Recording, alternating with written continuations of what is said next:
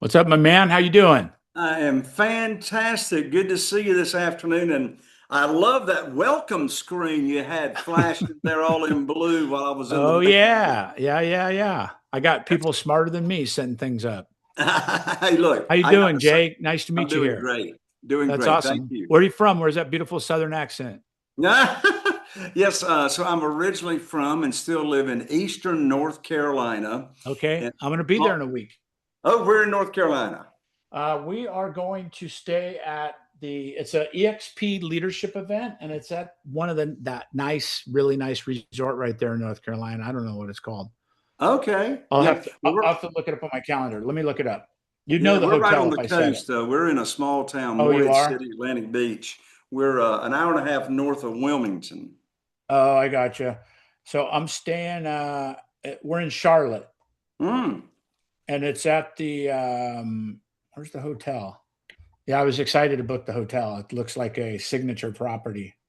nice. The Ballantine. Not Yeah, familiar with it, but it sure sounds nice. it sounds nice. But anyway, yeah, we're going to be there on the 8th for our kind of semi-annual leadership thing, the top 100 agents in the company and all that. Nice, very nice. Well, Yeah, very we cool. fly through Charlotte all the time. In fact, we flew through Charlotte yesterday Is to that come right? down here to Jacksonville, Florida for an event Oh, very I'm cool. speaking at this week. Very cool. I love it. Well, I'm glad we're here together, and I'm going to introduce you in just a minute.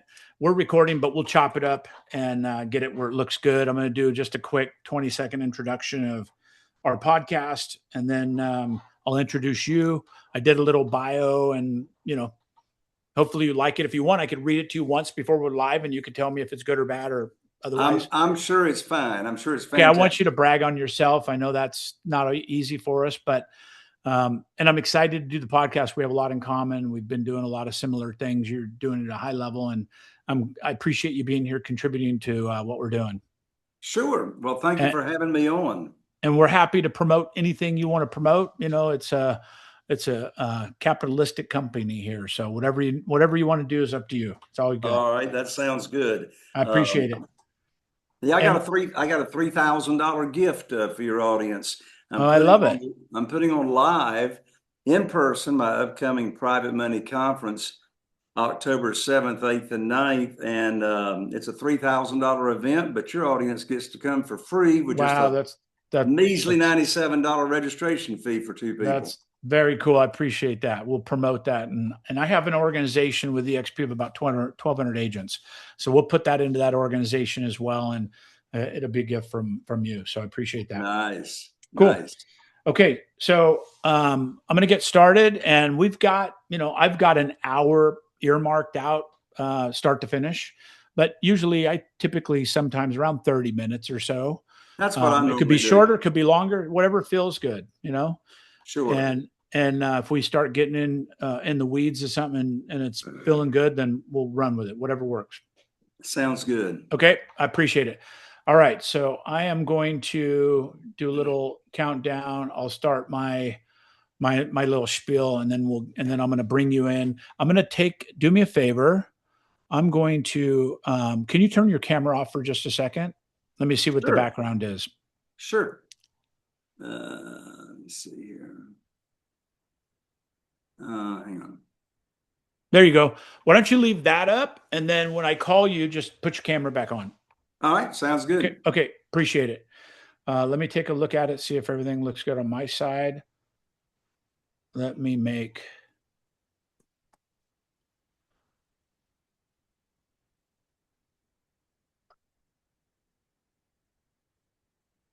Okay. Let me see.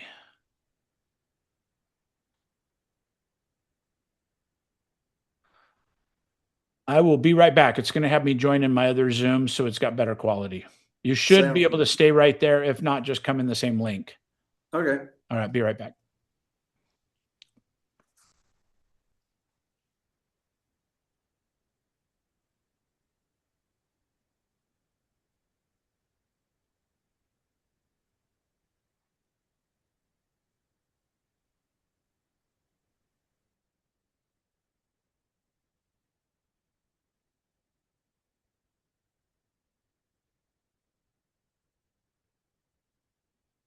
All right, I should still have you in here.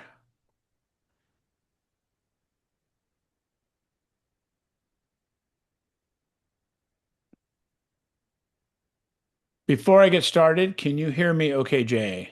Oh, I hear you great. Okay, cool. I don't see you on the screen yet. Do me a favor, bring your camera back on. Let me see if I can do it.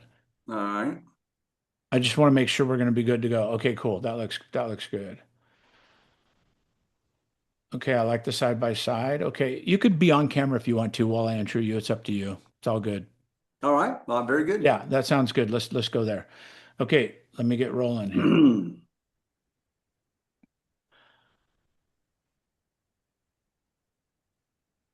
All All right. All things fired up and ready to go. Okay, three, two, one. What's up? What's up? Welcome back to the Agentpreneur Blueprint and Like a Boss podcast. We're excited to have you. We've got a great guest for you today. But before we dive in, let's talk about why you're here. This show's made for the real entrepreneurs, the people going big in business who want to create more skill, more leverage, find more money, and create more freedom in their business and their lives. Creating time and financial freedom, it's our jam, baby. Now, with that said, let me bring in today's guest. You're going to really love this guy. Ladies and gentlemen, my guest started investing in real estate back in 2003, relying on his local banker, big down payments, personal guarantees, just like most of us when we got started and or if we're getting started. Then 2008 hit. Boy, I still have scar tissue from that. The bank cut him off. He had to reinvent everything.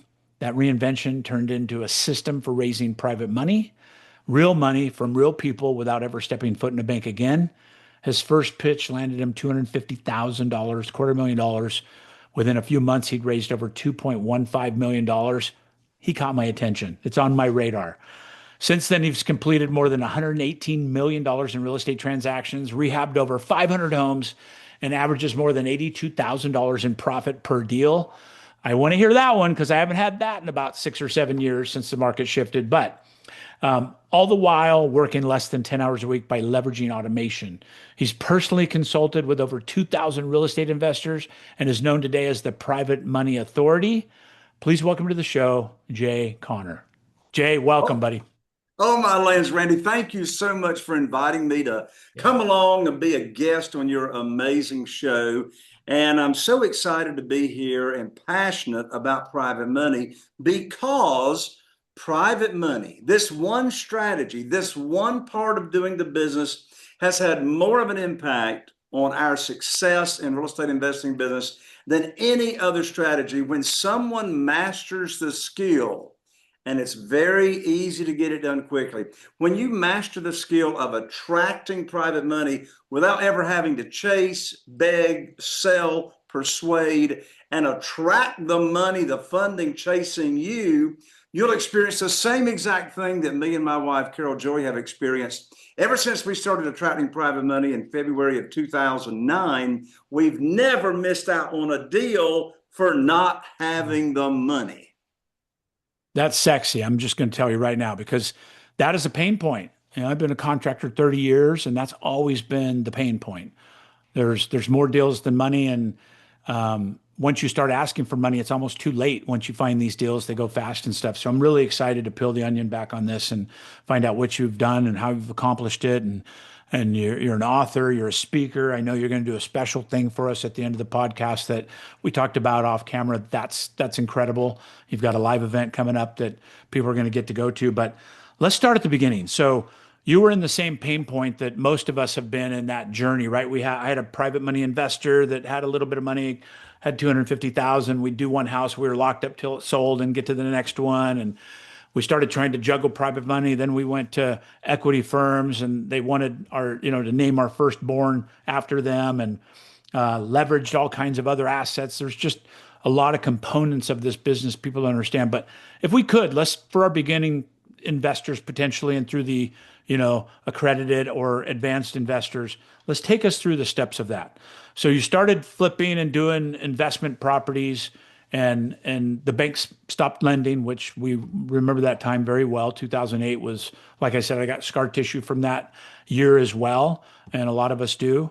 But walk me through that journey, if you don't mind, a little bit. And let's speak to the person that maybe's got big eyes and a fire in their belly that wants to do this and doesn't know where to start. And then we can get a little more sophisticated, maybe. Sure. Well, my first 6 years investing in single family houses, and I've done many different types of asset classes. I've built a shopping center from the ground up, done condominiums, but most of my time, ever since 2003 through right now today, has been focused on single family houses. Those first 6 years, the only thing I know to do was go to the local bank, contact a mortgage company. I had a line of credit at the local bank.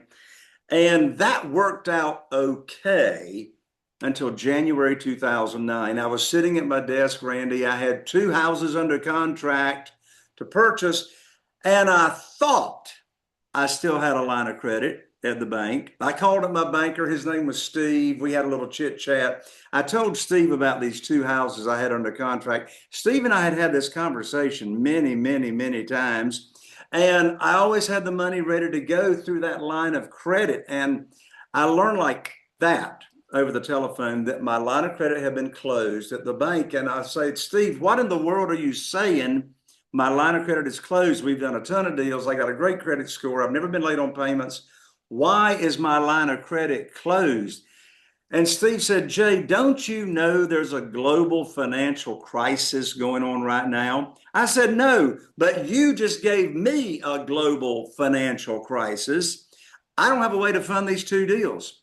I hung up the phone, Randy. I sat in my desk for a minute and I asked myself a very, very important question. And this question will help fix any problem your listeners have got going on right now. The question I asked myself is, I said, Jay, who do you know that can help fix your problem?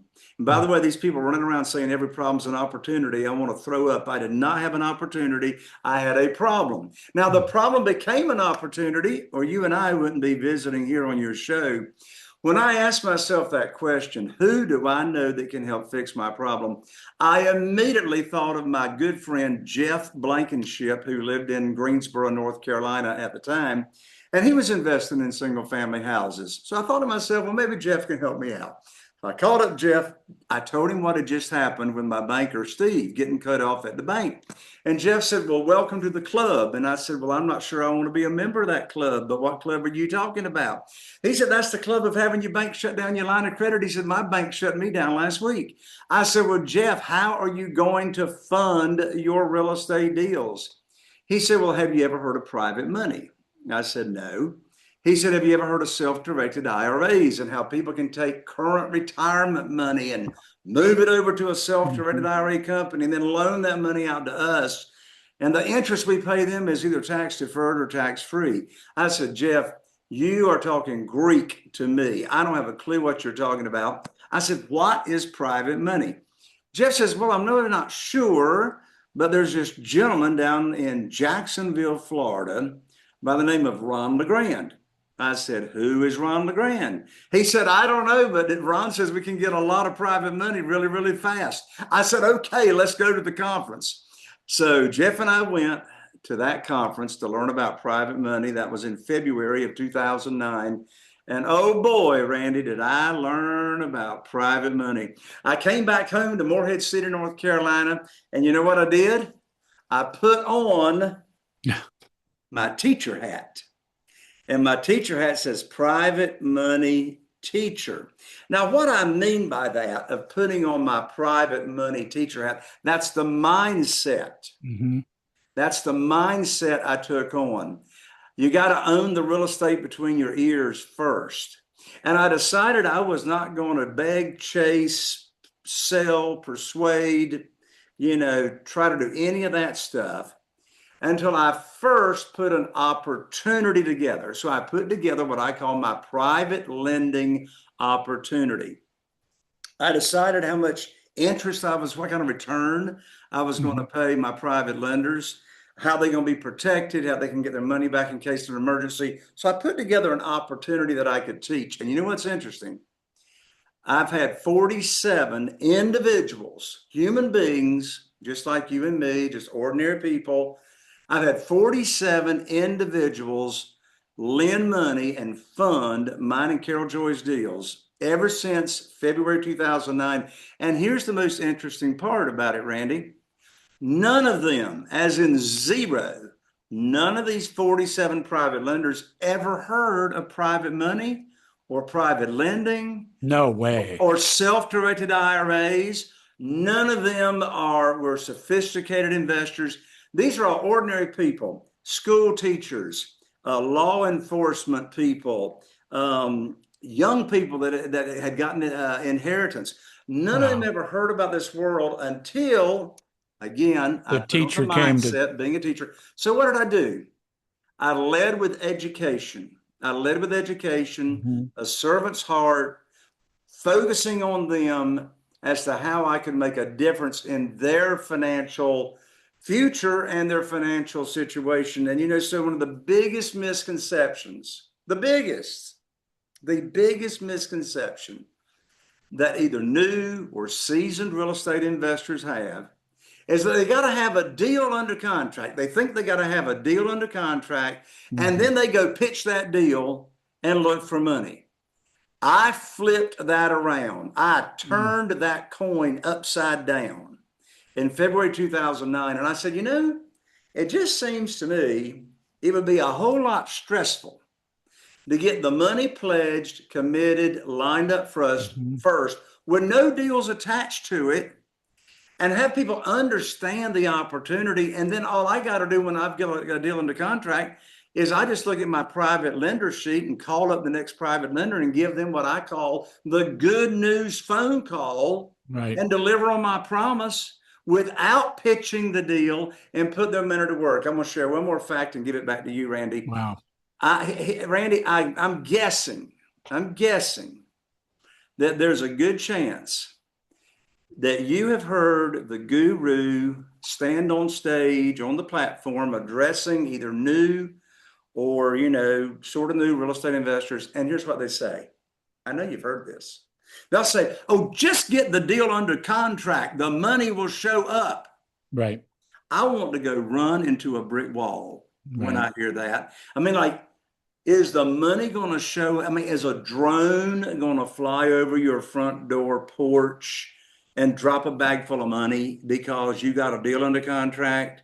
Or has money got legs? Has money like Yeah. running around looking for deals? No, that's hogwash, Yeah. and that is misleading. Misleading. Because I have heard countless stories, you probably have too, Randy, of a real estate investor that will get a deal into contract and they think they're going to be able to find the money and they stress out and the deal goes away because time runs out before money shows up. Yeah. When you do it this way, you teach, you educate. I say just duplicate what I teach. It seems to work pretty good. And just share this opportunity. And then when you have got a deal under contract, there's no stress. There's no worrying about where the money's going to come from. And stop and think about it. How many more offers are you going to make on deals when you know exactly where the money's lined up and you know you can close in 7 days or less? Yeah. Now you're a true cash buyer instead of pretending to be one. Thank you. Yeah, Thank that's you. beautiful.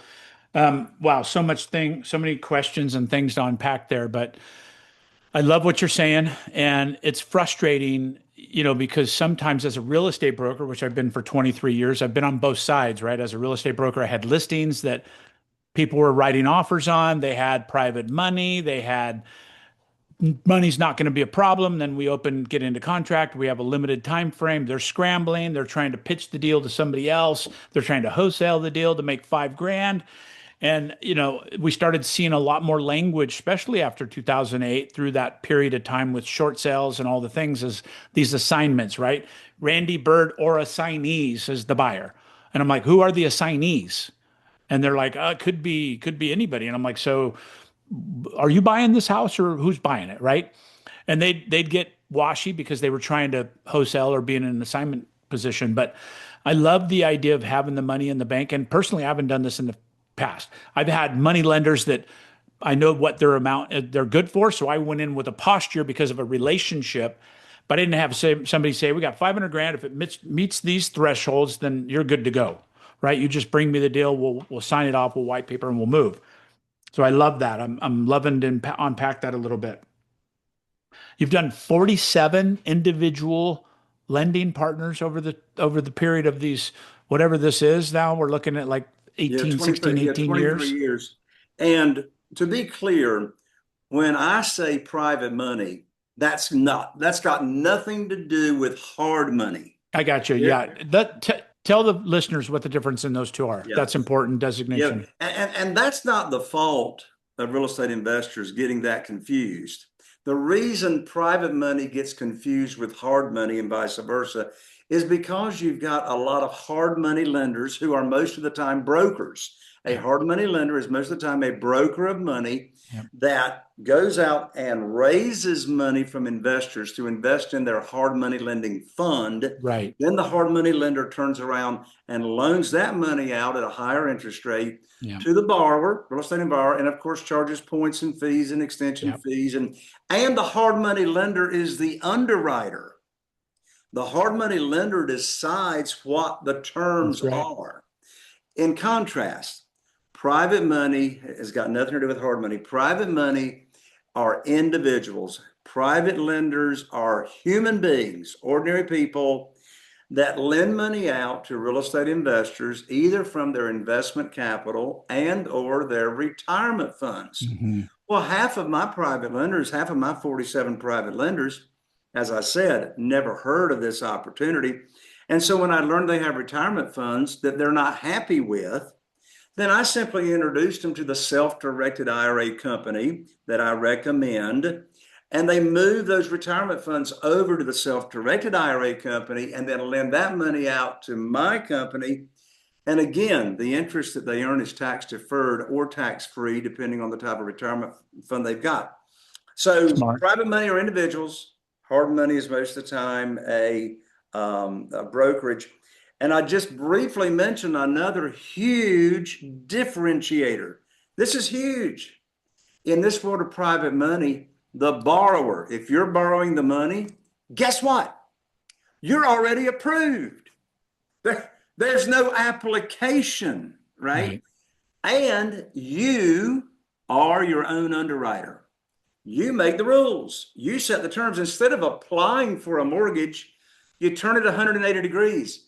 You simply offer the opportunity. Like I've been paying my private lenders 8% ever since 2009. I've been paying them 8%, no points, no fees, no Wow, that's extension good. fees. They don't want the money back.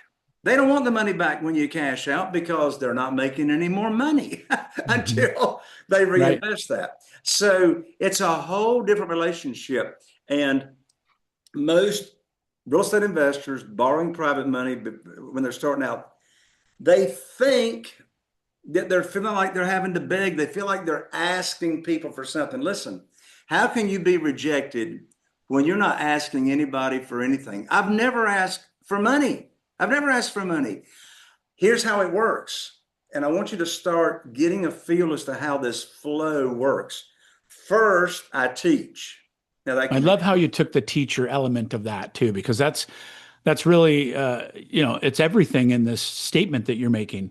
It's like you're coming from a place of education and contribution, and it changes everything.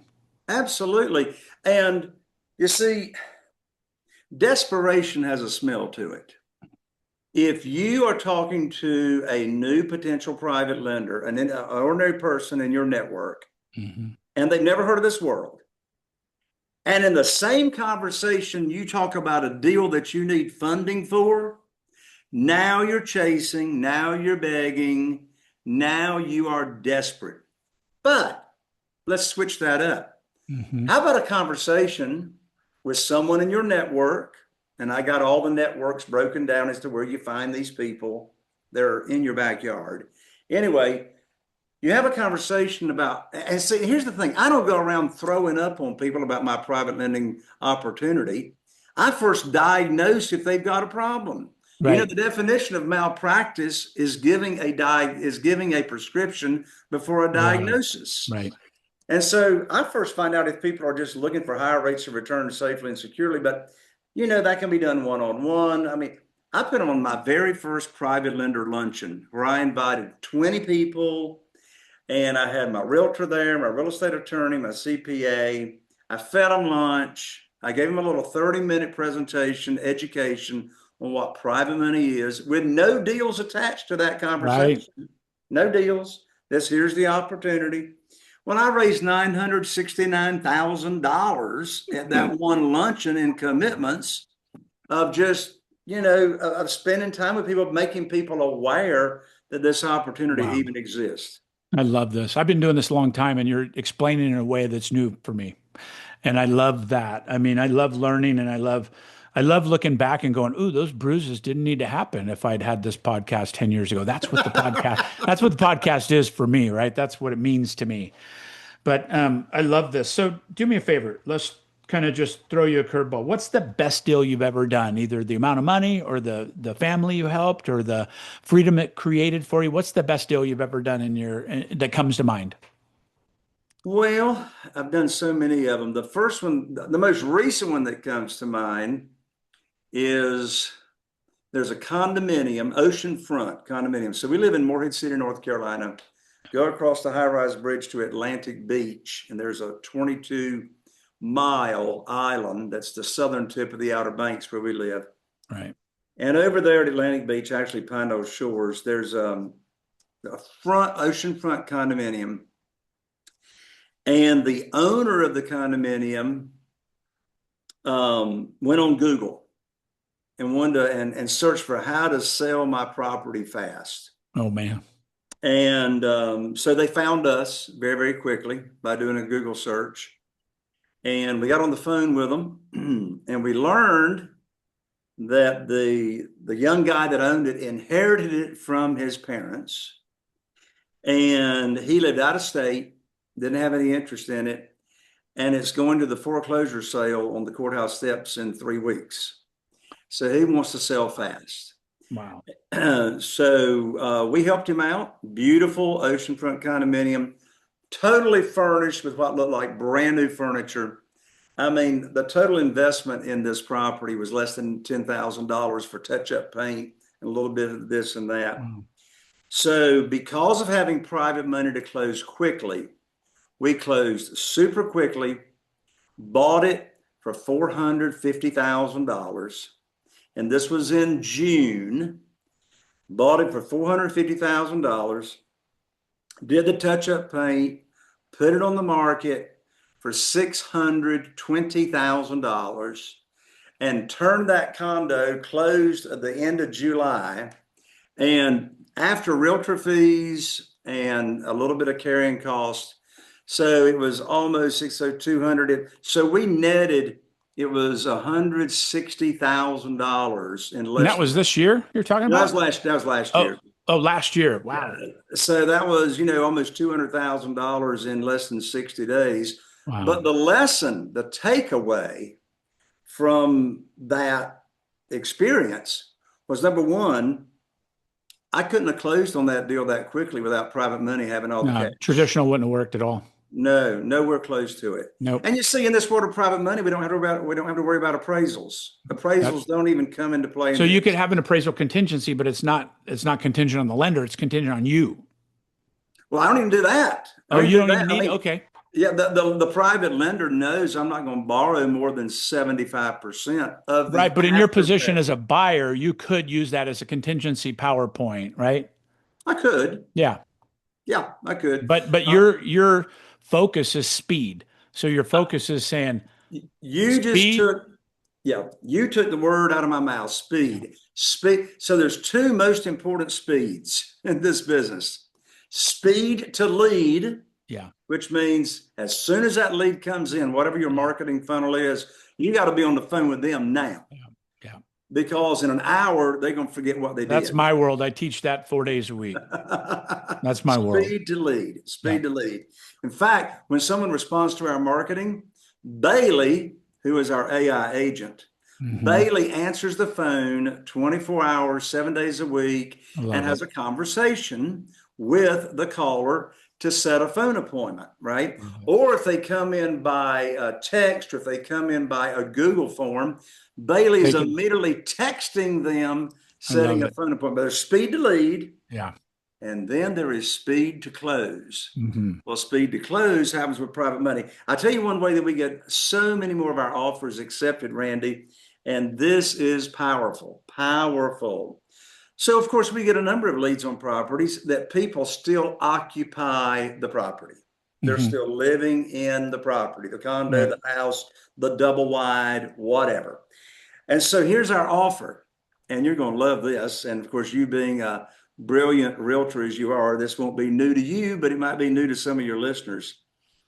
We will go ahead and so we'll negotiate the deal, negotiate the price, all that. We will offer to close in 7 days from going under contract.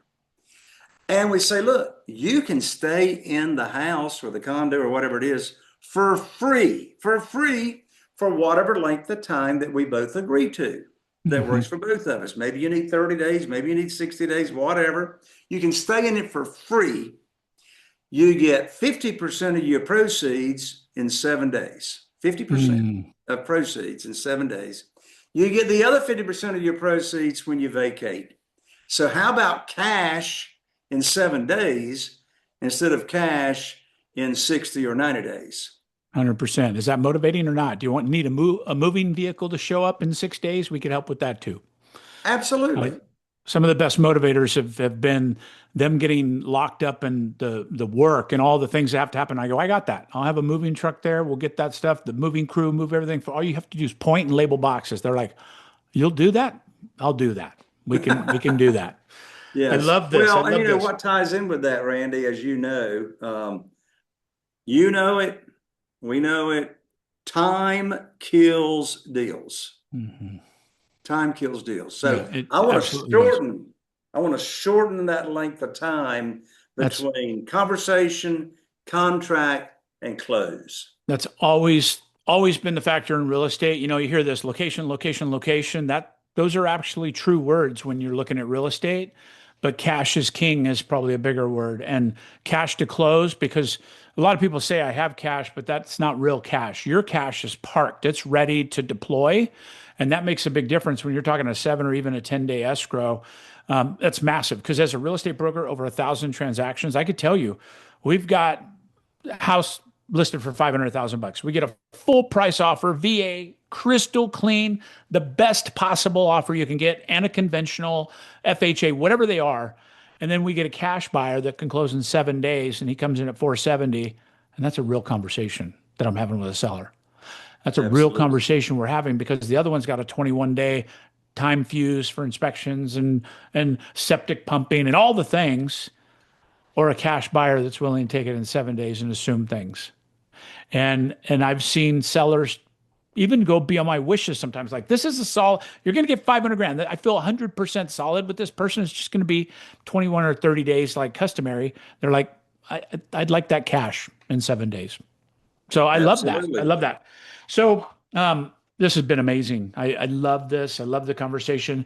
I think I'm going to ask you back. I'm going to see if you'll be honored to give us we could jump on my team call. We have somewhere between 50 and 100 people on my team call on a weekly basis. I think this would be I'd a love to great do that. I I'd think this love would to be do it. great content for them. So I'll get that run up the chain and get that approved and on the schedule with you when it works for you. But so take me through, where do you park the money? So you have somebody that says, yes, we're going to do a self-directed IRA. We're going to do all that. They access that money. Is it parked and ready for you, or is it in their account and then you have an accessibility to it?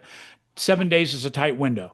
Yeah, that's a great question. So they simply give me a verbal pledge. They Hmm. got X amount of money they want to deploy. Of course, once they become a private lender and we start doing business, then we keep a simple spreadsheet as to who's been paid off, how much they have. Yep. Are they wanting to add any money to that to make more money, right? Right. And so we know in a spreadsheet what they have available, but they keep that money in their checking account, in their money market. Yeah. It's a wiring situation. It's That's not right. applying for So, anything. so they get the phone call from me personally. Congrats. All these years, I do not hand that out and farm that out and delegate that out to Yeah. phone calls. It's me, Yeah. my private lenders, and I. We text each other. In fact, I got a text this morning from one of my private lenders that says, hey, want to let you know I received the $250,000 payoff yesterday. How soon can you put it back to work? They I always love want to it. know, how soon Yeah, can you because it's put it? making zero once it's paid off. Exactly. I So love that. yes. So then when I have a deal for one of my private lenders to fund, if we got time for this, Randy, I'll take 60 seconds and I'll give your audience the exact script. 100%. I'll Please. give the script of what I say, call up my private lender, of exactly what I say to get my deal funded 100% of the time. I love I it. call it, and I came up with it, I call it the good news phone call. The good news phone call. So we'll do a little hypothetical here, Randy. Let's All right. assume, so I'll get you to play with me. Let's Okay. assume that you are one of my new private lenders, and I've taught you the program, you love it, and I learned that you have, or you had, a $150,000 401k sitting with a former employer, collecting dust. It's going nowhere, and you like this opportunity of private lending. So I've introduced you to a self-directed IRA company. You've moved that money over, and you're waiting for the good news phone call. I love So I it. get a deal under contract. I call you up, you answer the phone, we have a little chit chat. And then here's exactly what I say on this cell phone. I say, Randy, I've got great news. I can now put your money to work. I've got a house under contract in Newport, North Carolina, with an after repaired value of $200,000. Now, the funding required matches up to what you have in your retirement account, $150,000. Closing is going to be next Wednesday. So I'll need for you to wire your funds to my real estate attorney's trust account. I'm going to have my real estate attorney email you the wiring instructions. That's the end of the conversation. Wow. I mean, the most stupid thing I could ask Randy is, do you want to fund the deal? Of course he wants to fund the deal. He's been waiting for the phone call, and there's three big reasons why Randy wants to fund my deal. Number one, Randy trusted me, for goodness sakes. He never heard about this world. Randy trusted me and moved his $150,000 over to the self-directed IRA company, right? Waiting for me to deliver, keep my promise, and invest his money. Number two reason Randy wants to fund my deal is Randy knows I'm not going to bring a deal for him to fund that doesn't meet the underwriting criteria of what I already taught him. He knows I'm not going to borrow more than 75% of the after repaired value. Well, I told him the Mhm. after repaired value was 200,000, and I told him the funding required is 150,000. That's 75%. Now, mind you, I did not say 75% of purchase price. I'm buying this house for $100,000 and having Mhm. 50,000 excess cash to close that I bring home that I use for the rehab.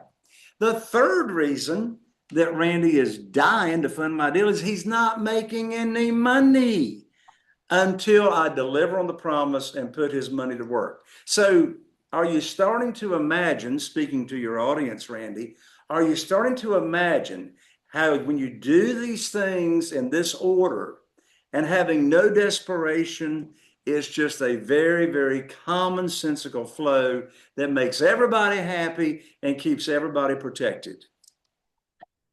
Absolutely. It's better than I expected because you're right. It shifts the whole conversation from a sales to a partnership, and it's a future partnership.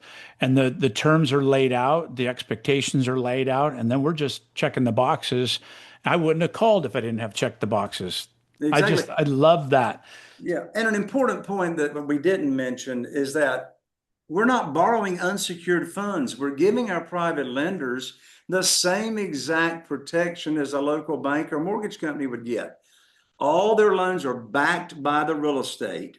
They're I was getting going to an, ask that. Their money is on the first note deed of trust, then, correct? it's either first or second or third. It's disclosed to them as to what position they're in.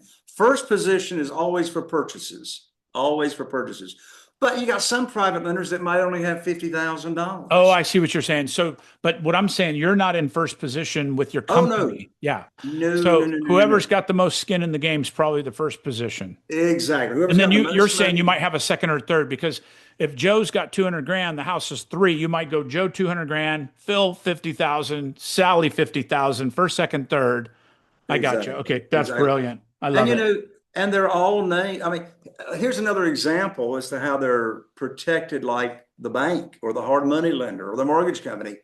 So not only do they get the mortgage or deed of trust, promissory note, but we name our private lenders on the insurance policy as the mortgagee. So in case there's a claim against that fire policy or That's right. flood or wind and hail, well, the insurance company is going to make that check payable to the private lender Right. and to our company. Well, the private lender's got to sign off on that check That's good. before I can get it, giving them another layer of protection. We name them on the title policy. So they got, and see, here's the thing.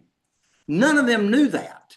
Oh, None of wow. them even know to ask for that. Is that That's right? why Teacher. you've got to take care of your private lenders. I think the thing that comes away from me in this whole podcast is the framing of you being the teacher in this. That's brilliant. I love the hat. I love the idea of it. I wouldn't have thought of that. That is really an aha moment for me. And then, it's interesting. All we have to do is be one chapter ahead of the student to be the teacher, right? You don't have to know everything on the planet, That's right. right? That's right. And You so know, as you're growing your knowledge, you're just gaining one more chapter where you could speak again, one chapter in front of the student. that's brilliant because a lot of people think they've got to wait until they know everything perfectly. And we all know if you're going to wait until that, you're never going to do anything. 100%. I still learn Analysis every day. paralysis. I'm learning every day, right? Absolutely. So, Yeah, same here. I've learned on this show and podcast today, and I appreciate you for that. That's so amazing. So I asked your best deal. What's your worst deal? oh, Let's add a little contrast to this because they you happen, know, right? I've got you, stories, but what? when you ask that question, it's very, very easy to remember out of Right? over You didn't 100. have to put your head in the air and think about that one. No, I didn't have to think about that. Well, and there's lots of lessons that I learned from that deal. By the way, 100% of my private lenders deals, they have earned every cent of interest coming to them. I love it. I thank you for positioning that. Did I earn 100% of what I was expecting? Never. I never earn 100%. I've got that T-shirt, and I'm going to let you finish the story. But because I'm a contractor, because I'm a real estate broker, because I'm in the investor's position, maybe I'm the contractor. I've always been able to hedge my bets to never lose money on a flip or a investment in my life for my investors. Exactly. I I've got kicked in the teeth, but they've never lost. The house always appreciated to the point. And actually, for the record, I've always been at zero. I've never had to chip in 10 grand to buy a house and make a mistake, but zero sucks after 3 or 4 months. Absolutely. But I would So love to yeah, hear your story. yeah, this particular property was a condominium back over in Atlantic Beach, North Carolina. And this was in 2004. I had only been in this Okay. business for a The market year. was going straight up. Oh, oh, it was going, it was It was going, it was hot. going. And it was a foreclosure. And so I bid on it at the courthouse steps and I won the bid. And long story short, by the time I bought it, and it was a gut job. I mean, it was a gut job. And by the time I bought it, rehabbed it, put it on the market had slowed down and I kept the price too high and I didn't adjust the price. And my stupidity and stubbornness did not adjust with the market. And it sat on the market for over a year. And then here we go. And the bleeding started very, very quickly with carrying cost. Hmm. And so to stop the bleeding, I put it on the rental market. Well, there's one little problem with that in Atlantic Beach, North Carolina. It rents fantastic. It was renting for $1,400 a week, but there's only one little problem with that. For 13 weeks out A of the little year, seasonal. a little seasonal, 13 weeks, and all the rest of the year, zero rent. The rest of the year. So anyway, I stayed in that bloodbath and stayed in that bloodbath, and I finally sold it years later. I did actually do a year-round rental and was still in negative cash flow. But the lesson I learned, and the reason, there's one big lesson: don't get in this business unless you've got a mentor or a coach. For goodness sakes, Yeah, I amen. went 6 years before I got my first coach in this business. I was relying on my previous experience in the mobile home business when I started in single family houses. Yep. But the lesson learned is, even if your intentional exit strategy is, say, to flip, you need more than one exit strategy that's going to cash flow. So if you end up being stuck with a property, you better have run the numbers and verified that the rent cash flows that property before you jump in and take the risk of being stuck with that property. So have multiple exit strategies. So today I've got multiple exit strategies. Get a deal under contract. You can wholesale it if you want to. Get an assignment fee. You can get it under contract. You can sell it as is. With on lease purchase, and get a large non-refundable lease option deposit and help them get ready for a mortgage. Or you can, do like I do mostly in the multiple listing service. So multiple exit strategies are very, very important. I love it. I'm glad you covered that too. I just exited a deal on my birthday, which was last week, because of it didn't fit all the exit strategies. It fell out. And what we had, have you done any co-living? Are you looking at that kind of co-living space that's becoming very popular? But I've got a really, really good friend. That's all they do. That's like a buy and hold strategy. I do a lot of stuff with Pace Morby and that sub 2 kind of group. I love creative finance. Pace Morby and I are in 2 masterminds together. Come on, Pace. I'm going with him Friday. I'm going to be with him this Friday, and he's turned into a good buddy. I love Pace. I love creative finance. I've been doing it for my whole career. Didn't know what it was called and didn't know how to label it. But, as an example, this particular home was a group home, fully approved supposedly as a foreclosure. And then once I went all the way down the road, found out it wasn't only not approved, it got red flagged, and it was in the big lawsuit in Arizona right now. It's like $1.5 billion fraud going on in group homes, and it was one of the ones called out in it. So all of a sudden, 2 of my exit strategies evaporated. Could still be a flip, could still be a rental, but none of that stuff was penciling. So that's a great example. I'm glad you brought that up, to really have these exit strategies lined up, plan A, plan B, plan C, because they happen. Yes. Well, listen, it's been amazing. This is not the end of this relationship, I could tell. I want to get in your circles. Do you have any books and systems and trainings coming up that we should talk about? Anything? Absolutely. So I got 3 gifts for your audience, Randy. Beautiful. I'm going to give the big one first. $3,000 gift. $3,000 gift. Wow, thank you. I'm putting on a live event in person. It does not have a virtual option. In person only. I haven't figured out how to put this live event on virtually because of the way I do it. It's called the Private Money Conference. Awesome. The Private Money Conference. It's in Atlantic Beach, North Carolina, my hometown. And I don't know another event like this. Wednesday, Thursday, Friday, it's me all 3 days. I've got a few guest speakers, but it's all about raising private money for your real estate deals without ever asking for money. I got the scripts, I got the processes, I've got the PowerPoint presentations, I've got the how to grow your network, I've got how to grow and find private lenders quickly. I give it all to you. It's a $3,000 event, but your audience and you, Randy, get to come for free for 2 of you, you and a guest, for a measly $97 registration fee. Wow. That's just to hold your seat and your guest seat. You can check it out and get registered. It's October 7th, 8th, and 9th, 2026. Oh, you would. That's literally my annual conference with eXp Realty and Salt Lake City. You would. And I don't know you well enough to have you change the dates yet, so we'll have to go to the next one. But anyway, you can check it out and get registered at jayconner.com/event. jayconner.com/event. 2 other gifts that you can take advantage of. I'm traveling, so I forgot to bring a copy of it, but my national best-selling book, the title is Where to Get the Money Now. Show Where me to the get the money. money. Yeah. Tom Cruise. And so I will I love it. autograph it for you, express mail it to you. You can pick up my book at jayconner.com, JAYCONNER.com/book. jayconner.com/book. It's Awesome. $20 on Amazon. You can pick it up for free there, just cover shipping and handling. And then if you can't wait for either one of those two, you can download for free right now my very first private money script. I've got the Private Money $1 Million Script Collection. You can download the Curiosity Opener Script, how to start a conversation with a potential private lender. You can download that at jayconner.com, JAYCONNER.com/scripts, jayconner.com, JAYCONNER.com/scripts. It'll come to you right there in your email inbox.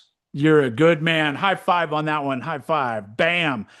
Jay, thank you for being here with us. This podcast is really designed around those entrepreneur minds. I have just a thing in my belly about time and financial freedom and passive income, and this lays right into it perfectly. Matter of fact, we just became friends. I really appreciate you. I think this is one of the best podcasts I've had in 2026, to be honest. And I really, really am going to track with you. I hope my listeners do as well.